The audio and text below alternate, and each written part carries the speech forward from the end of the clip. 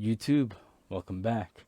This video was supposed to be rolled out a couple of days ago, but also what happened a couple of days ago was they released the patch notes, and I didn't know until reading it that they have made some changes to rows 2 and 3 for the shards that you select. Long story short, it has shifted the playstyle entirely. But I've done all the legwork, I've done the boring part of it, and I present you the final product. The playstyle for today is Forbidden Combatant. If it sounds familiar, because it is. This is an update. There's been many changes, which is why this is necessary. But its goal or purpose still retains, which is to be the most effective combatant possible. Whether you're facing squishies or tanks or fast champions or slow champions, you are most effective with this playstyle in terms of fighting them. So we arrive to the rune page, and the first thing you notice is we don't have the resolve tree. I'll explain that after explaining the precision tree for the newcomers and the people that notice that Legend Tenacity has been swapped over for Legend Alacrity.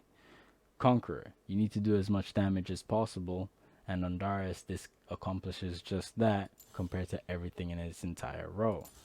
Triumph, you take this because not only is it also the best thing in its entire row, but also because it's the most Darius rune that you can think of, because every time you go for the Noxian Guillotines, you also get missing HP back and some gold to sweeten the pot.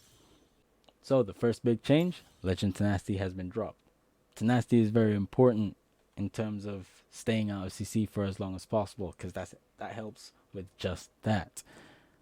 However, there has been change to the shard. I can get Tenacity from here. I can also get Tenacity from an item in my item build that isn't even Merc Treads. So as perfect as it is, it does cause me, for efficiency's sake, to opt into Alacrity. Two things. This helps with comboing smoother onto champions, but also it helps with clearing jungle camps, minion waves, and towers. And we have Last Stand. Darius stacking to 5 stacks, losing all of his HP, is what makes this one of the most important runes in the entire rune system, including Keystone, to Darius. So you have to take this. There is no arguing. Moving on to the secondary tree. Before we explain sorcery tree, we need to go over and explain why we're no longer using the resolve tree. Ultimately, it's just not as useful as what's in the sorcery tree, and I need to explain why. The main reason you go for resolve tree is so that you can opt in to durability. But this durability that you're looking for does not come from the tree. It comes from the items you build.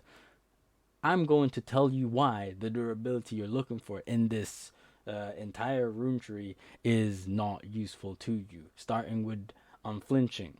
This is to give you tenacity, or should I say used to, and even that version wouldn't have been useful to you because of the tenacity you will already be getting from this stat and an item in the item build that also gives you tenacity, making the old version of unflinching useless to you. However, you don't even have that option because they updated unflinching to an even worse version. You now get armor and magic resist upon being crowd control. Now here's the reason why even that's still not useful enough to you. It's literally paper armor and magic resist. You will never notice the difference. You won't feel it. It's completely placebo. As for revitalize, not only is it a small percentage, but you're not a heal or shield demon. You're not Aatrox. You're not Set. You're none of these things, which is why this is not useful to you either. Overgrowth. At best, you will get 300 to 350 HP, which isn't enough for me to go ahead and select Overgrowth. But what I will say is, compared to everything else that is in this entire tree, it might be the most, it might have the strongest argument for you. The funny thing about the second row, it's so quick to explain. Bone plating, after you get hit once, you no longer have a rune. That sucks. Second wind, numbers are so low, it's actually placebo. It doesn't actually do anything. You don't feel it. So this is not useful to you. Conditioning, we're gonna glaze over the fact that you don't have a rune for the first 12 minutes, which is the most important part of the game, by the way, because everyone is FFing at 15, FFing at 20. So let's completely glaze over that fact. Even the armor and magic resist is low. The percentage low. You're really don't bullshit me. You're not feeling anything. As for shield bash font of life, you don't have a shield and you're not a support. So these are completely useless. The worst thing in the entire system here. As for demolish, this is one of the best, but we're fighting champions, not towers, making this useless for this playstyle specifically. Which means, in terms of the fighting argument that you have for taking resolve is limited to something you don't have for 12 minutes and 300 HP, which is kinda arguable. I'm not gonna say it's not useless, but compared to what we're going to get into the sorcery tree, which is going to be Nimbus. So every time you use Ghost or Flash, you have a burst of movement speed and celerity to boost said movement speed and give you static movement speed permanently. That's not comparable in the slightest, because you want to be moving fast, especially when you're in combat. You will get your durability in your items. Don't worry about it. You won't miss conditioning. As for the stat tree, or shards, should I say, attack speed is the best thing in its row. AD used to be here, but now it's movement speed. Don't worry. You won't feel the difference of 5 attack damage. Trust me. And last but not least, instead of going for HP, you actually go for tenacity, because this is much better. And here I present to you the full build. I know it looks wild, but I can explain everything. But first things first, we need to explain the item order.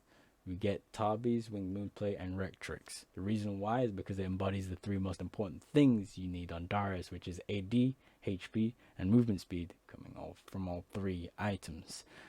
After you do this, you now need to opt into Sterex Gauge first. The reason why is because it gives you HP, AD, tenacity. These are all amazing stats, and it gives you a shield going for that durability that you don't have in your rune page. Not that you could get it in your rune page. So you have durability coming from here, and we now need to adapt to what we're facing. If we're facing AP champions, we need to upgrade that Winged Moonplate and get Force of Nature. If we're facing AD champions, we need to go for Death's Dance. Whichever thing you chose, you get the latter. So if you went Death's Dance, you finish Winged Moonplate to get Force of Nature. If you finish the Force of Nature, now you need to go for Death's Dance. That's where you now are at a stage where you have 3 items looking just like this. What you do from here is you now opt into Zeal, and you basically have you're building towards Phantom Dancer, and soon enough, because it's not that expensive, you should be able to finish Phantom Dancer, and your build looks like this. Your 6th item is going to be Hullbreaker. Ideally, you're never really going to build Hullbreaker because the game is going to be over. But if you ever reach full build, you now need to. I think this is the best item to opt into, because it's going to give you everything you want: AD, HP, and movement speed. And if you're hitting towers, you're going to be doing quite a lot of damage to it, and you have some attack speed coming from Phantom Dancer. It's perfect. Now, why Phantom Dancer? Because I think that's the most awkward looking item in the entire build. The thing is, it does the 2 things I really like, which is AD and movement speed, 10%, which is perfect. And I guess it has a nice attack speed steroid in it, because you then get 30%, and you get some more when you hit like 4 times. And combine that with alacrity, Darius is going to be hitting quite quickly, and this is just helpful in terms of that. And especially when you're hitting like champions, um, you're really gonna like the attack speed. So that's the entire full build. I explained it to the best of my capabilities, and I think it works well for me at least. So I'm happy with the result. Um, and this has been Forbidden Combatant. Thank you for watching. Do the YouTube usuals, like, comment, subscribe, share the video, and watch more videos. Anyways, that's it from me. All of my links are down in the description below. Have a nice rest of your day, and peace late.